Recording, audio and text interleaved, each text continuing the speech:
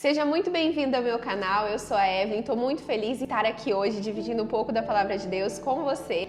Eu convidei os adolescentes da minha igreja para a gente reiniciar a leitura da Bíblia em um ano e me propus a sempre dar uma explicação de todas as coisas que eu vou lendo, então essa é uma série de 365 vídeos.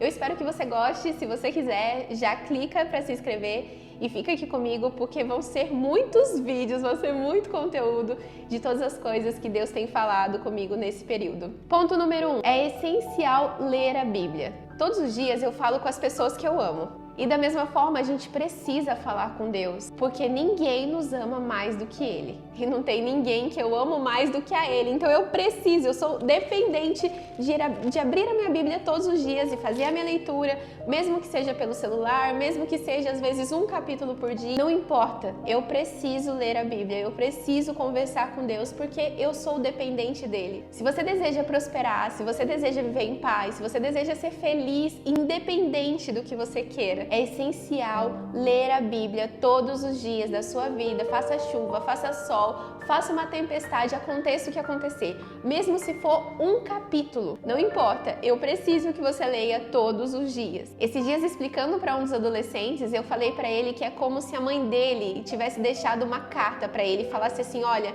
essa carta, ela é viva. Todas as vezes que você quiser conversar comigo, você vai falar, você vai abrir e ela vai falar com você. Olha que privilégio. A gente tem o Criador do Universo falando com a gente através da palavra. E se a gente tem dúvidas, se a gente tem questionamentos e se a gente não alcança certas coisas, é porque talvez a gente não está buscando da maneira correta. Afinal, a Bíblia diz: buscar-me-eis e me achareis quando buscar de todo o coração. Então aqui eu te convido a viver uma vida com uma busca intencional. Não sei vocês, mas eu gosto muito de intensidade. E logo em Gênesis 1, o Senhor já na sua infinita misericórdia já mostra a beleza da sua criação e tudo que Ele oferece pra gente. Gênesis começa com a narrativa de tudo que foi criado, dia após dia, até o 7º dia do descanso. Sendo graduada e fazendo mestrado em psicologia, eu percebo que uma das maiores angústias humanas diz a respeito da nossa própria existência. O que eu vou fazer? O que vai ser de mim? Como que vai ser o meu amanhã? O que eu vou comer? Com o que eu vou trabalhar? Com quem eu vou casar? E logo de início, o Senhor diz no capítulo 1, versículo 27, e Deus criou o homem à sua imagem e semelhança, macho e fêmea os criou. E no versículo 28, e Deus os abençoou. Então nós somos abençoados desde o princípio. O pecado separou o homem de Deus. Destituídos, tirados fomos da glória do Pai. Porém, por o amor de Jesus, pelo sacrifício da cruz, a gente restituiu, a gente ganhou de volta esse direito de filho. E viver com medo, viver uma vida com ansiedade e angustiado, é totalmente contra tudo isso. Afinal, todas as coisas já nos foi dado. E logo de início o Senhor nos diz que criou todas as coisas para que a gente dominasse sobre elas. E no capítulo 3 conta-se um pouco sobre o pecado, sobre a decisão de Eva de comer aquele fruto que era pedido, que lhe era ordenado de não comer. E uma das maiores perguntas que eu me fiz assim que eu me converti foi: por que Deus colocou uma árvore ali, sendo que Ele sabia da nossa natureza? Ele é o alfa, Ele é o ômega, Ele é o início e o fim. Mas como Ele amaria e como Ele desejaria ter o amor de uma criatura que não tivesse o livre-arbítrio, que não pudesse fazer as próprias escolhas. E hoje nós somos postos em provas da mesma forma. O fruto era bem visto por Eva. Era um fruto bonito, era um fruto atrativo. Afinal, a gente nunca vai ser tentado com aquilo que não nos atrai. Eu não sou fã de morango, então eu nunca vou ser tentada com o morango do amor. Mas coloca um lanche do Mac na minha frente, aí você vai ver o que é tentação. E aqui eu preciso deixar claro uma coisa pra vocês: liberdade não é a gente fazer o que a gente quer, é poder fazer o que a gente quer, mas mesmo assim escolher fazer o que precisa ser feito. Viver no cuidado do Pai vale muito mais a pena. Afinal, originalmente nós fomos chamados para ser jardineiros. E logo depois, quando houve o pecado, nós fomos chamados de lavradores da terra. Nós tínhamos que trabalhar nela. Ali renderia o nosso suor, sendo que o plano original era que fôssemos jardineiros, era para que cuidássemos daquilo que viesse nas nossas mãos. Não é possível que exista uma confiança em Deus sem entrega primeiramente dos nossos desejos. eu aprendi na prática a entregar todos os meus sonhos para Deus. Inclusive, eu tenho um caderno que eu escrevo todas as minhas orações. Para mim é essencial ter registrado todas as coisas que eu falo com meu pai, porque eu acredito muito que vai chegar um dia que eu vou poder conversar com ele face a face. Mas até esse dia chegar, eu vou continuar lendo, eu vou continuar buscando e perguntando: pai, essa decisão é a melhor para mim? Essa foi a decisão que o Senhor sonhou para mim? Porque confiar em Deus é totalmente entregar os nossos desejos. Não existe uma confiança em partes. Afinal, a gente não pode nem chamar isso de confiança. Vamos supor que eu fale pra você: olha, eu vou te dar um carro de presente. Mas aí eu falo pra você: você tem diversas condições e tal, e você não pode fazer isso, você não pode fazer aquilo. E eu te proíbo, eu coloco no carro um alarme que ele vai travar, eu faço algumas coisas pra ele literalmente não conseguir ir. No primeiro cenário, quando eu só te dou uma ordem e um pedido, eu estou te dando a liberdade de você fazer o que me agrada. E fazendo o que me agrada, eu vou te proteger. Afinal, eu não quero que você vá mais longe, não porque eu sou mal, mas porque eu quero te proteger, porque ali eu sei que vai ser um caminho ruim para você. Mas se a gente passa a viver a nossa vida conforme os nossos desejos,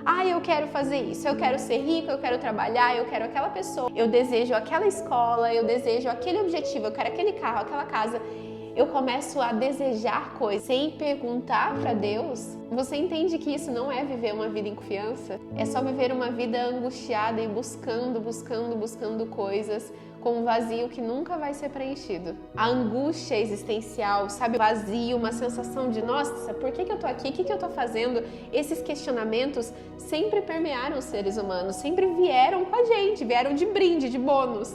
E todas as respostas estão na Bíblia.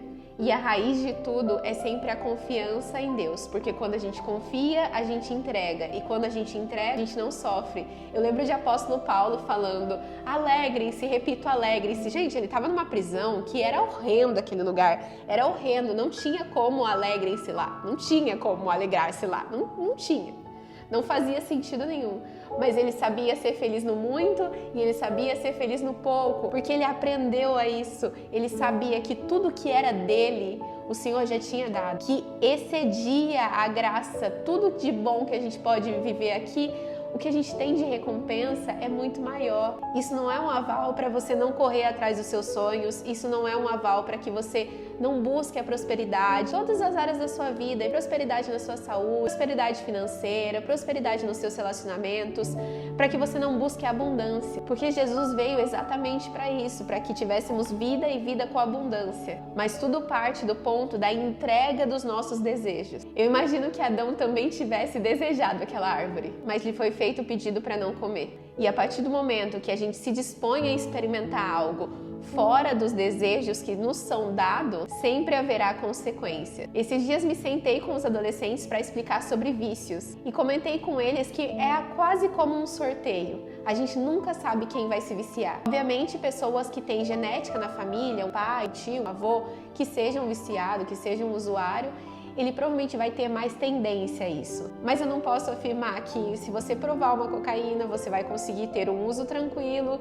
e amanhã você vai viver sua vida normal. E eu não consigo afirmar que você vai usar cocaína amanhã e vai pra rua virar um usuário de crack depois. A única coisa que eu posso te dizer é que esse não é o desejo de Deus pra gente. Cristo veio para que a gente vivesse em liberdade. E liberdade é não ser escravo das nossas próprias vontades.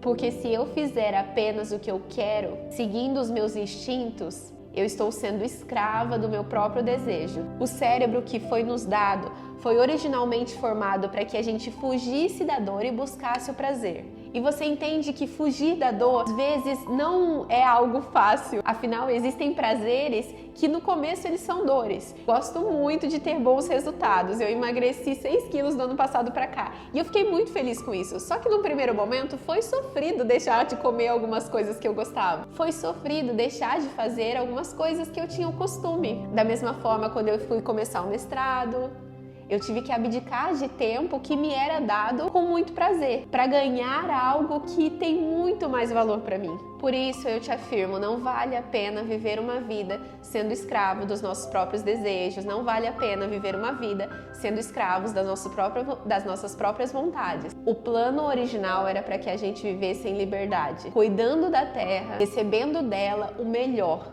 E um dia, conversando com meu pai, eu ainda perguntei: pai, como assim eu pago o preço por conta de uma mulher lá atrás, chamada Eva, que cometeu um pecado? Isso não é justo. E aí ele me disse: engraçado, né? Porque você também recebe uma graça e uma libertação, uma restituição da graça de Deus por conta de um sacrifício que nada foi feito da tua parte. E essa é a graça imerecida que Deus nos oferece. Então eu consigo olhar com muito amor para o mesmo Deus do Velho Testamento e para o mesmo Deus do Novo Testamento. Porque em tudo ele desejava que a gente o amasse e ele sempre nos amou primeiro. E quando eu sinto medo, eu sempre penso: o Criador dos céus e da terra, de tudo que eu tô vendo aqui, ele me ama e ele fez tudo isso para mim. E se eu sinto ansiedade, se eu sinto alguma angústia, eu começo a pensar: Senhor, esse desejo que tá no meu coração, o Senhor conhece. E eu adoraria que ele se realizasse. Mas eu sei que da mesma forma que o Senhor tinha um plano perfeito para Adão e Eva, o Senhor continua tendo um plano perfeito para mim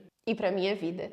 Porque eu sei que todas as coisas sempre cooperam para o meu bem, porque eu amo a Deus sobre todas as coisas. Eu busco me amar ao máximo, eu busco me cuidar ao máximo, porque só assim consigo amar as pessoas que estão à minha volta. Eu não sei se Adão teve esse ímpeto de pensar: nossa, mas coitada da Eva, vai comer o fruto sozinha, né? Deixa eu comer junto com ela.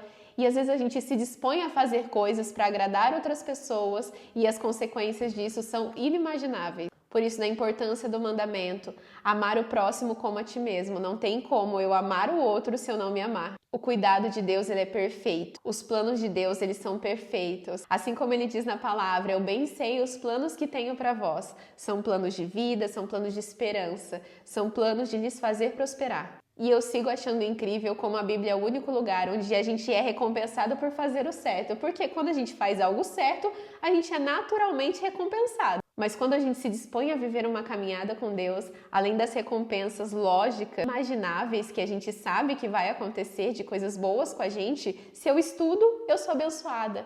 Mas se eu estou caminhando com Deus, essa bênção se multiplica muito mais. E eu não sirvo a Deus para ganhar tudo isso. Eu sirvo a Ele como forma de gratidão, porque nada do que eu fizer vai ser suficiente para pagar tudo que Ele faz por mim. Então existe um Deus que nos ama, existe um Deus que nos quer bem, existe um Deus que Ele cuida da gente. E desde o princípio, o que nos é pedido enquanto seres humanos é entrega, principalmente a entrega dos nossos desejos. Então, se você deseja ter uma vida feliz, uma vida próspera, uma vida realmente que faça sentido, eu te convido a nunca abrir mão da leitura da Bíblia. E se você quiser fazer o cronograma de 1 ano, é só me chamar, porque eu vou ficar muito feliz em dividir isso com você e muito feliz também de saber todas as coisas que você tem lido. E eu espero que o Senhor te abençoe muito e que você aprenda a viver em paz e aprenda a viver em confiança com Deus, porque você pode entregar os seus desejos sem olhar para trás, porque Ele vai fazer infinitamente mais. Afinal, esse é o plano que Deus tem para aqueles que amam a Ele. E aqui eu repito: vale a pena amar esse Deus, vale a pena gastar meus dias nisso, vale a pena. Sabe? Vale a pena, porque a gente vai chegar no céu e vai ser tão lindo. E mesmo assim, não tem céu. Gente, eu fui muito feliz aqui, porque eu vivi essa vida inteira pensando e lembrando do quanto eu sou amada por Ele. E do quanto Ele já me fez feliz. Não é que Ele vai me fazer feliz um dia, não é que eu vou ser feliz um dia e tal, uma hora. Não, Ele já me fez feliz. Ele já me amou, então não me falta nada. Não me falta graça, não me falta nada. Tudo o que eu preciso, o Senhor já me entregou. E eu vou seguir sendo infinitamente grata por ter recebido esse amor lá na cruz do Calvário. Espero que você fique comigo e siga nesse processo de 365 dias. E que você aprenda a confiar em Deus e seja liberto de qualquer coisa que te amarre, seja vício, sejam hábitos ruins. O Senhor merece filhos que sejam saudáveis, que cuidam do seu corpo, que cuidam da sua mente, que buscam viver em santidade, que buscam viver em integridade, não sendo um em cada espaço, mas vivendo em amor, em harmonia e em paz. E aqui eu encerro o nosso vídeo e espero você amanhã nesse mesmo horário.